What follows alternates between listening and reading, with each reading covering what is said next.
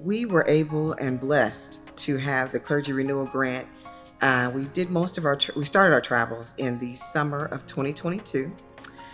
We had an amazing time. It was such a blessing to be able to see my husband just be free and enjoy some of his life's passions. We did a few trips. The first one we took was with our entire family, which was a blessing because it's hard to get everybody's schedules going together. But we were able to drive along to all the African American historically Black beaches, mostly on the East Coast. And we took a long drive, several weeks, had a wonderful time. Anytime we can get to the beach, that's amazing. That was wonderful because it was our last time being able to get some of our older children able to vacate with us because they're busy, they have their own lives. And it was just wonderful to have my husband fully engaged in all the extracurricular activities that we did and not have to worry about the stresses of the church. We also were blessed to go to South Africa, where we visited Cape Town and Johannesburg, and that was our couple trip. So that was amazing. It just helped us bond more as a couple, traveling overseas. I don't know if a lot of people get to do that, traveling back to the mother country and going on safaris. The funniest thing is we actually caught a flat tire in the midst of a safari.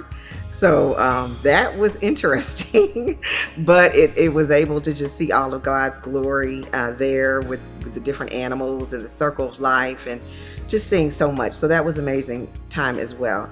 And then we also were able to just allow him to go and do some of his life's passions of I think he went fishing and golfing and things that he was able to do on his own during that sabbatical time. It was also a blessing for our congregation. Our congregation was tasked with being independent from us, and both of us are very, very active within the congregation. I'm more of the business manager, dealing with we have a lot of tenants in our building, and so I deal with the leasing and all of that and scheduling of a lot of the activities that are there.